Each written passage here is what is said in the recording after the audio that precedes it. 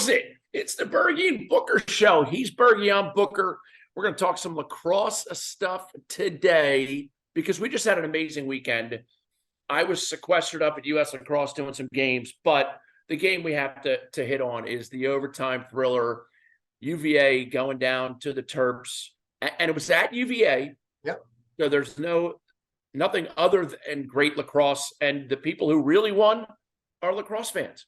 6,000 people there, sold out field, looking at what was then number one in the country, playing then number three, I believe. But, Maryland beat them twice last year. The year before had lost to them in the national championship game. UVA ruined their, undefeated season, did not ruin it last season. Just think about that. He's like 35-1. Tillman is as a head coach of the Maryland program the last 2 years. Lars, those two teams, I believe, have won 4 of the last 5 national championships because there was none in COVID. I hate UVA. Everybody knows it. I'm not. That's a double win for me. I'd rather beat UVA than anybody else. But to do it in the fashion that it happened first of all, let me ask you a question. Weirman's going down, shoots, makes it. Tillman had called timeout. Yep. Goal doesn't count. You've coached lacrosse. You've done it because everybody has. I've never done it because I've only coached rec league and I never called timeout. What are you feeling as a coach other than, oh my God, I can't believe I just did that? Or are you playing is there a percentage that says you should 100% call the timeout? They miss it way more often than they make it. Yes, but also, going through preseason and off-season workouts and all that stuff, every team I ever coached, I would tell them at some point in all those moments that you have with your team, I would say to them before the first game, I would say, by the way, there's going to be a time this season where one of you, things going to be going on, and I'm going to call timeout right before one of you shoots and scores a goal. So when it happens, be prepared and say something nice to me because I'm going to feel terrible, but it's going to happen. So, and it doesn't happen as often as you think, but when it does, it stands out because it looks like a colossal screw up. It happened at Georgetown last year and like the Big Ten and Big East championship. Luckily, they came back out with the ball and the same kid scored and the guy and the coach felt great. But they go to overtime. And the saying is he stood on his head. I've never seen anybody stop 3 shots like that in such a short period of time. And the first one was the kid's a freshman. Okay. Sure. He's a freshman and he's playing at Maryland because of an injury. And obviously he thought maybe next year was his year or the following year. And he was going to have the second stop's incredible, but the third I'm going, the game's over. I think anybody watching on TV says the game's over. He blocks it with the head of his stick and then literally is standing on his head because it's going to still go in, and he kicks it with his leg out, and Maryland picks up the ball and goes down there. I mean, that kid went from, lax people knowing who he was to being all over Twitter. I mean, every Twitter they had it. I'm sure he was on ESPN plays. Unbelievable. And they win the game. They win in overtime. They hold them to 7 goals less than their yearly average so far. For a team that has 2 losses, and that's a lot for Maryland this early in the season. That was a huge, huge upset game for them. It's a big, big win for them. I will tell you, the play by Brian Rupel, the goaltender for Maryland, had people talking about Tillman Johnson had a sequence very similar to that in the 2003 championship weekend. So, obviously not the magnitude of that, but Brian Rupel as a freshman, talk about putting your stamp on something and making a name for yourself. Great kid, went to Catonsville High School, played for the Maryland Rough Riders, and is now, like you said, because of injury, he's now in the starting role, and apparently he's not backing down. No. And, I don't know how you ever replace the kid, assuming he doesn't, have some big mistakes. And, and then Maryland's doing it with Maryland guys. I mean, Kelly's a Calvert Hall guy, the guy who hits the game winner. And we've talked about it last week. I know a lot of kids on the team. They're all from their dads, at least, all from Maryland. That's a huge win for them. Now they turn around and they start Big Ten play this week, and they got Penn State, and they got Penn State at home. And Penn State's 5th in the country, but I will never believe Penn State is any good until they actually prove it. And they went to championship weekend in 2021, or was that 2019? It was 19. 19. Okay. It was 19. I didn't think it was 20.20. That was the first year they had won an NCAA tournament game, I believe, ever. Yes, I agree. But over a time period, okay, that's a school that I do not understand not being fantastic at lacrosse 7 out of 10 years, every decade having 7. They're 5 hours from the greatest lacrosse players in the world, the greatest high school players in the world, greatest high school coaches in the world, and they can't seem they can't seem to draw. It's a great big school, great big football. It's a Big Ten school, which means you can get the smart kids the classes they need. You can get the guys that kind of just want to get through the classes they need. Yeah, it's a fair point. You got the private school kids, you got the public school kids, you got Ivy League like classes. Every Big Ten school is a phenomenal academic institution, but it's also big enough that you could just slide by.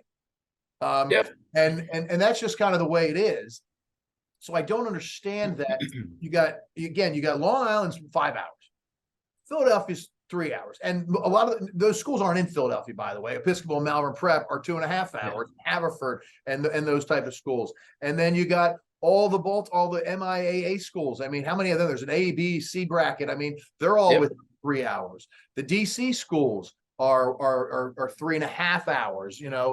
The Georgetown Preps, all of those schools are within distance there, and you can't consistently get guys. I mean, I know they want to go to Maryland and they want to go to UVA, and I don't think there's a better campus in the world when you're talking about college sports than UNC. I think it's great. So I get that, but I don't get Syracuse. Who wants 40 days of sun here? I mean, they play in a dome because they have to. They have to play in a dome. Yeah, they can't play without one.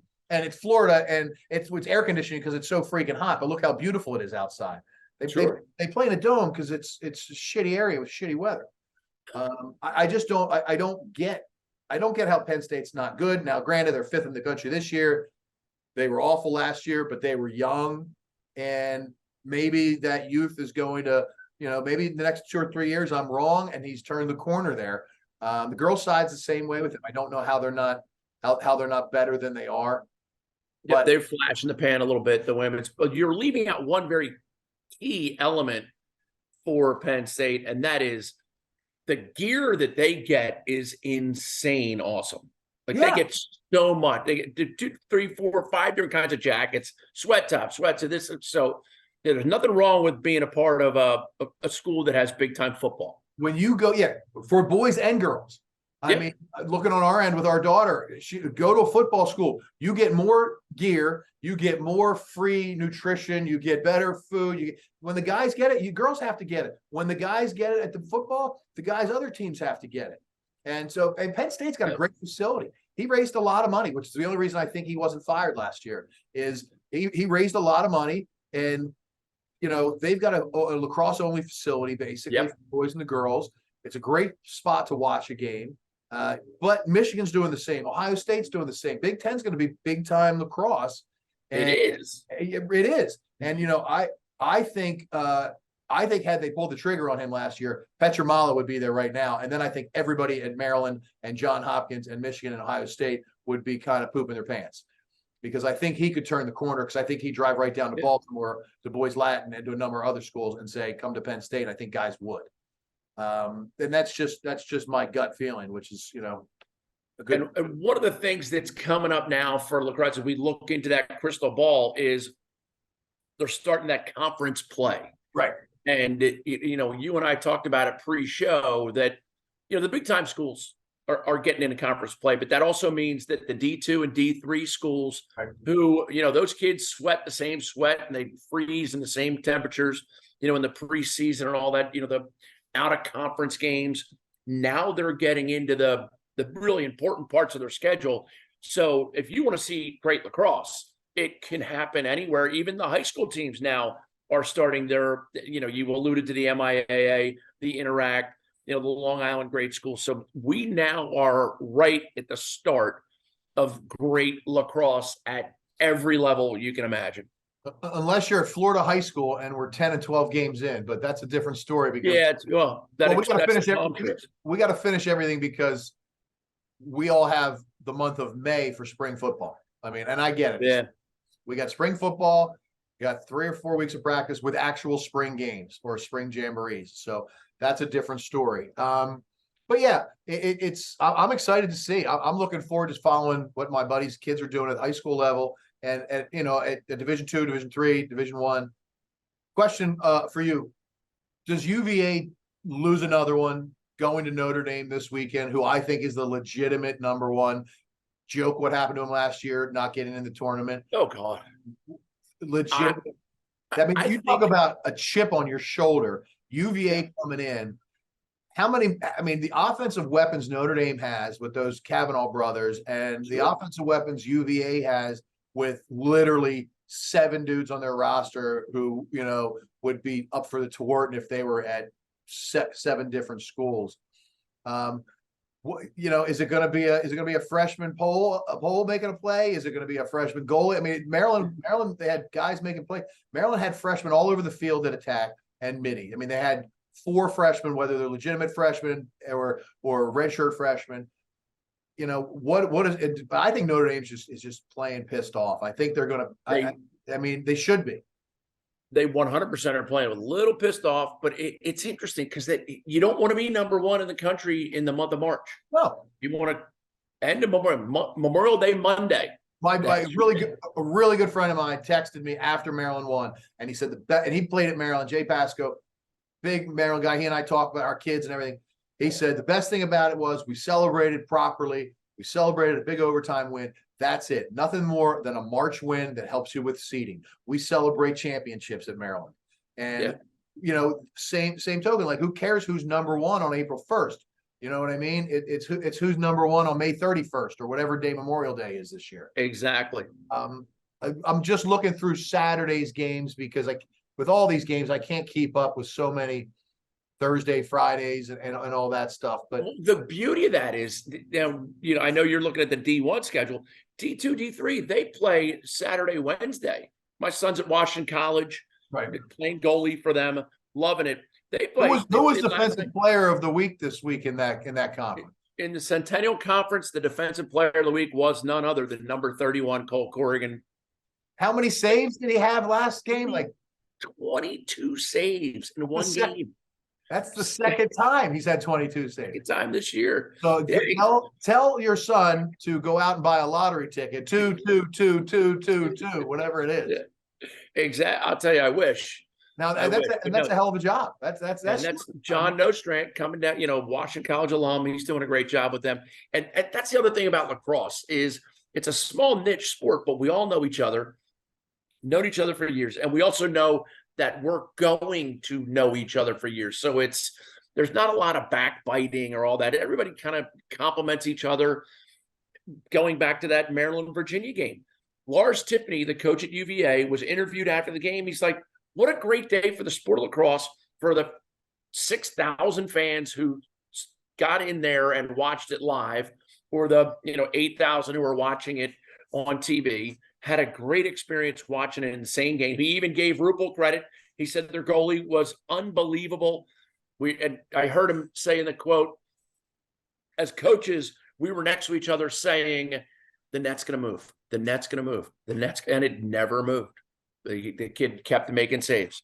So, yeah, I mean, when you go to big time college lacrosse or high school lacrosse or anything in between, when it's a sudden death situation and you've got these 2 great teams, I mean, Notre Dame beat Maryland at Maryland 2 weeks ago, and it was overtime and it was a shot, and both teams, I can't believe both teams didn't walk. Yes, Notre Dame is happier than Maryland because they won the game, but Maryland didn't walk off thinking to themselves, we didn't even deserve to be on that field that day.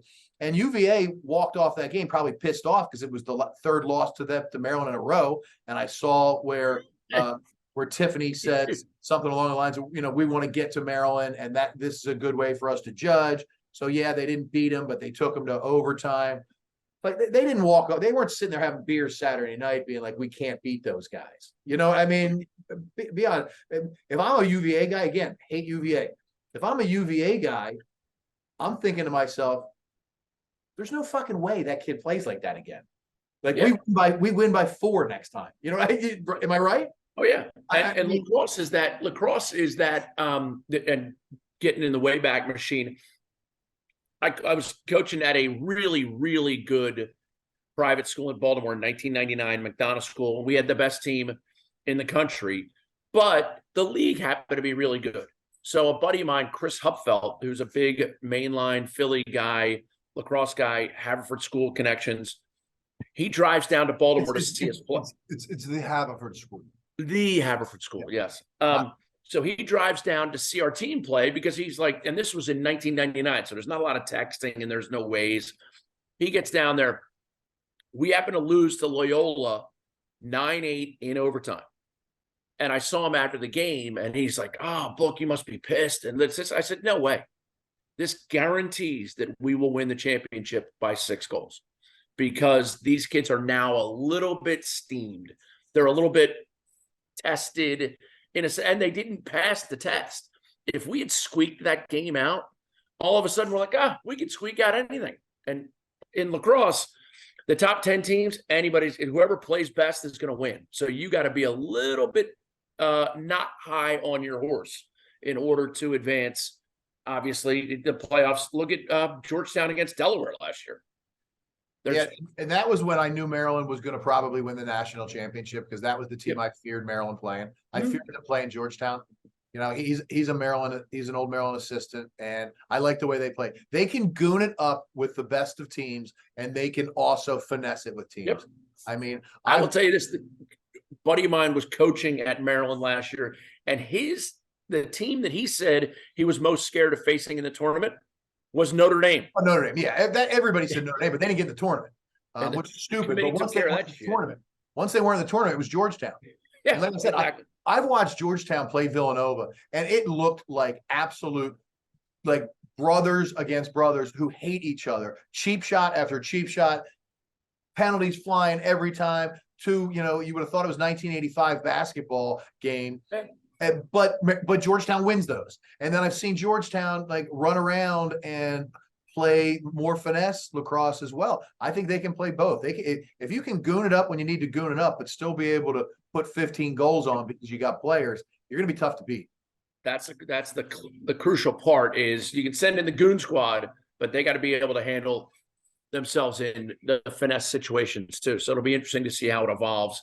And again, it's not even April 1st yet. It's not even March 24th yet. By the way, tomorrow's my son's birthday. Is it really? Yeah. Cole Corrigan is going to be 22. And he had 22 saves. This is nuts. It's nuts. I'm telling you, he should play. So John Hopkins, Michigan, 7:00 Saturday night, Big Ten Network. Michigan, after losing to Marquette, they've been playing quite well. So that'll be an interesting one. This is the game that if I'm a John Hopkins fan, alumnus, fantasy believer, because I think their day is done. They have it circled because this is the red flag. If they lose to Michigan at Michigan, join the Patriot League next year. Get out of the Big Ten. Join the NESCAC. Well, because if you're not going to, you can't beat Maryland on a regular basis anymore. Yep. Penn State's getting tough to beat, even though I said Ohio State just dumped $25 million into their facilities, and they can give a lot more than a tailored suit that the John Hopkins kids get. Okay, they're going to come in with some NIL money.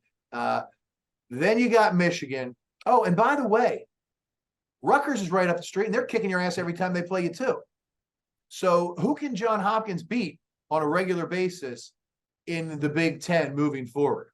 I mean, seriously, who can they beat? While they don't have football, okay, they're a good academic school in a war zone. All right, so I'm serious. They look more, aren't they more Loyola, Bucknell, Lafayette, Lehigh, Lehigh, Navy, yeah. Army. When at some point does somebody not say, listen, we're not and I don't know what the structure is. I guarantee you they don't get any Big Ten money from any other sport. It's not like they're getting football money or basketball money, but they're a Division III school in every sport that I know of, that other than Men's and women's lax. yeah.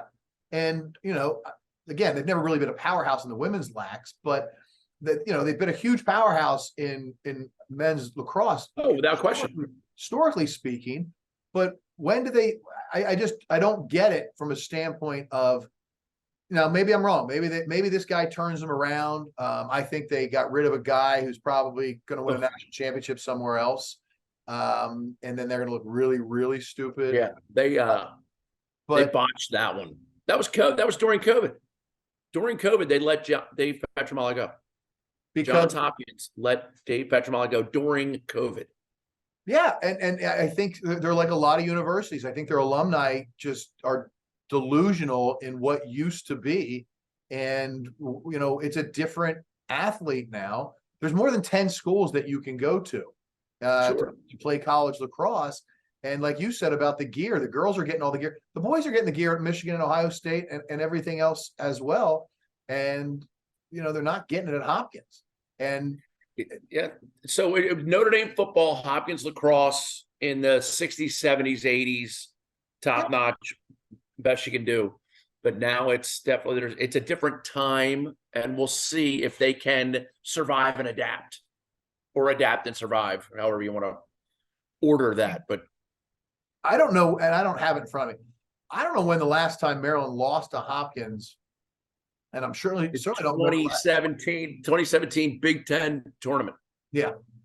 And then they went on to win the national champion. Maryland did. And they had beat him the year before, I think. That's still back when they played.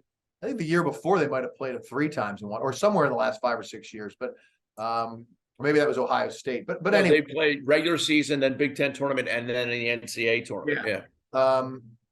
It's still nice, but again, Maryland basketball and Duke basketball, when Gary Williams were there, and they were at the top two Final Fours, Maryland, national champions, and all that stuff. The Duke guys all say that Maryland was their rival. The Maryland guys all say Duke was their rival. The Maryland fans are delusional too, that still wish we were in the ACC and hate Duke. There's no reason. We don't ever play them in anything. I don't understand the hatred. I'd much rather hate Penn State, Rutgers, and Ohio State. But that's me. I'm able to move on in life. If you ask the Maryland lacrosse players right now, who is your rival? Are any of them saying Johns Hopkins? I think some of them would. I think a lot of them would say UVA. Yeah. In the last 4 years, those have been some insanely relevant games that UVA and Maryland have played against each other. I think they would say UVA. I think in the Big Ten, I think that Johns Hopkins is a big game one day a year.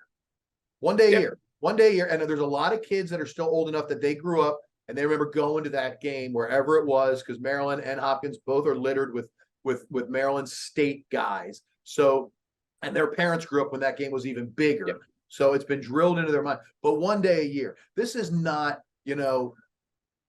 Michigan, Ohio State, where you walk into the locker room and it's got the countdown to you guys play again. This is This is not a hatred between Clemson and South Carolina, or between North Carolina and Duke. I think it's like at this point, I think Maryland just expects to beat them.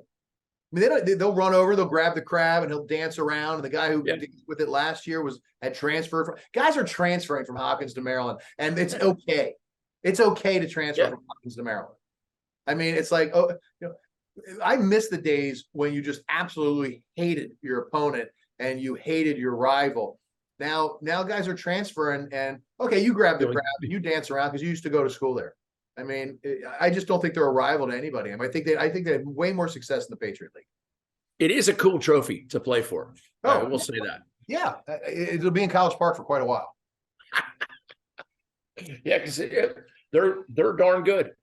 Yeah, and here's the and again, obviously I'm a Maryland fan. Here's the really sick part about it. This is truly a rebuilding year. they lost like 7 top starters. Sure. They've got, they've got young guys on defense, young guy in the goal. They've got 4 or 5 attack / mid. They have 4 or 5 offensive player putting in big time minutes that are either redshirt freshmen, true freshmen, or barely played last year. So they're first time starter. Red shirt by the time they're going to have a 5th year. So they're redshirt freshmen, even though they haven't officially announced that they redshirted. And lo and behold, guess who's not even playing this year? Maliver. He blew out his knee. Started the last 2 years, played significant minutes on a team that went 35-1 and played as a true freshman there and played last year all through the national championship. He comes back with 2 more years of eligibility. Oh, yeah, they're Terps. He's a Terp. Right. But UVA is the same thing. And Duke now is doing this. I mean, we're going to see. Again, they only play with 1 ball, so the guys are going to start transferring because you can only do so much. And that's how schools like Jacksonville and High Point, Richmond is really, really good. I mean, that Rutgers, Penn State, it's trickling down. It's not just the UVA, Cornell.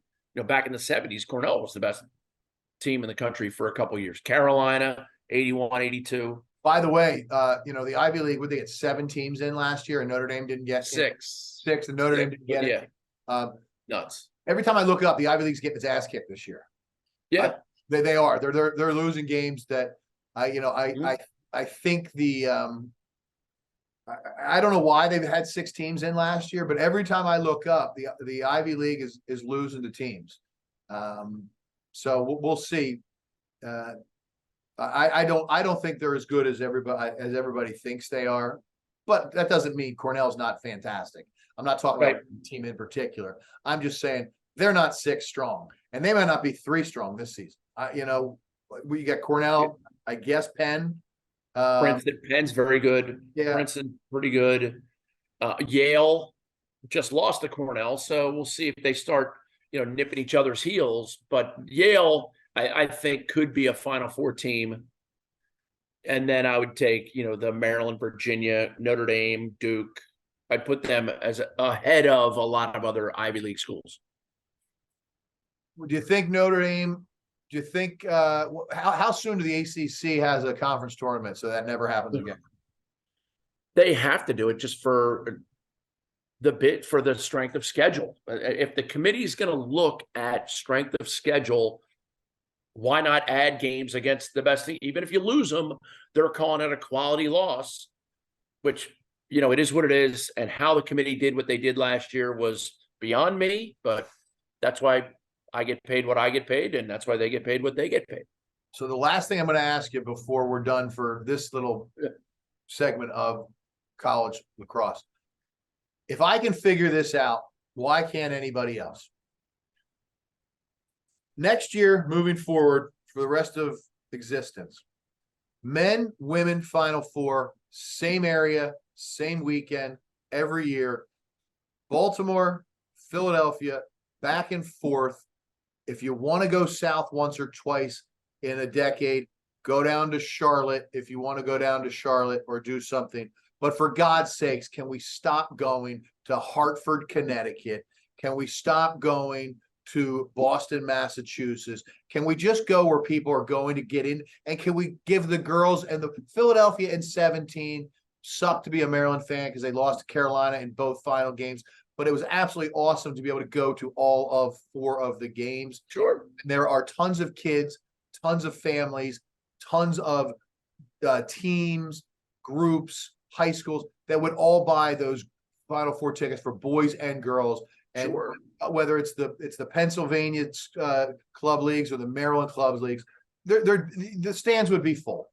Why can't somebody figure that out? Well, that's tough. It's above but I will tell you, Corrigan Sports runs a tournament in conjunction with the NCAA Final Four men's tournament. Last year we were in, Hartford, Connecticut. This year it's in Philly. So we have a tournament right across the bridge in Deptford. So the NCAA Futures, it is a good tournament, a great time. But the NCAA lacrosse should be like it was in 2017, where you had Villanova for the women and Philadelphia the link for the men. The women's It championship can was in work. that soccer field or whatever. I mean, it was absolutely awesome. Yep. Where the Philadelphia Union play. Yeah, I mean, I don't. Hartford, that's like, well, let's just put it in Camden, New Jersey. I mean, why are we putting it in? I mean, it makes absolutely no sense. I guess Boston, I get it's cool that they go up where the Patriots play, but I mean, what I don't It looks empty. Huh? It looks empty when they play in NFL stadiums. I mean, I've been to the link watching Duke play years ago and Maryland. At least it fills up because it's a 2-hour drive. Again, Philadelphia and Baltimore are a 2-hour drive, maybe 3.5 from Long Island. From again, everybody who cares about lacrosse, and the fact that you're going to have little kids there, and you're going to have families there, and you're going to have clubs there. So I just stop. People just outthink the room with these stupid things, and the girls in one area and the boys in another. It's just dumb because it's a lot of the same schools. You're asking fan bases to not go to the boys' Final Four when the girls might be 8 hours away. I mean, Syracuse has got a legitimate shot some of these years to have both boys and girls. North Carolina does. Maryland certainly does. Maryland certainly does. Notre Dame. I mean, these all have good. I mean, But by the way, the Notre Dame women's team is sneaky good. What do you mean sneaky? They won every game last year. Yeah. How you sneaking up on anybody? Notre Dame women's team is not. It's not a blue blood. It's not the typical. So we'll see. Stony Brook's very good. Syracuse, obviously, very good. Maryland, very good. Northwestern back in it again. So it'll be interesting to see how the women's shakes down. I want to see Florida emerge and get Clemson. Clemson's a freaking they hit the ground running, and the same thing's going to happen. You heard it here first when Texas and Georgia or Tennessee had a team, because now they did it through the portal. Let's see if Clemson can sustain it in 3 years. Because they go through so many transfers. Everybody who had a COVID extra year, who the hell didn't want to go to Clemson party for a year? You already graduated from a whole bunch of these great schools. You're literally going there to play lacrosse and get great gear and being great weather. If Texas, which is rumored to start in 2024, or Georgia or Tennessee, if they start up, they'll be great right away. I mean, Clemson's good, and they're gonna be good this year, and they're gonna get into the tournament, and it's gonna shock some people that have been, we've talked about it. If you're gonna expand on a school, you got to do it one of two ways. You either got to give your coach a 6 or 7 year contract and say recruit. Our first game's not going to be for 2 years, and we're going to give you a long leash. Or you do what Clemson did: you announce it, you announce a coach. And in 18 months, you're kicking shit out of everybody. I mean, but you're in the portal. Yeah. So, but anyway, the portal is a real thing. Yeah. The portal is a real thing now. It's changing the way athletics goes. In our last podcast, we talked about Rick Pitino going to St. John's. He's going to transfer portal that place, because he's got money, all that. And Clemson, same way. They did bring in some star freshmen like Sophie Chepnik. But they also – when you can bring in 3 or 4 star freshmen and give them 3 or 4 transfers, give them rides and get a whole bunch of transfers in. And graduate students cost less than normal students. They only have to take X number of credits and everything else. So there's ways to manipulate that 12.6 scholarships. Yeah. But, hey, he's Bergie. I'm Booker. We do what we do. Cheers, brother. Well.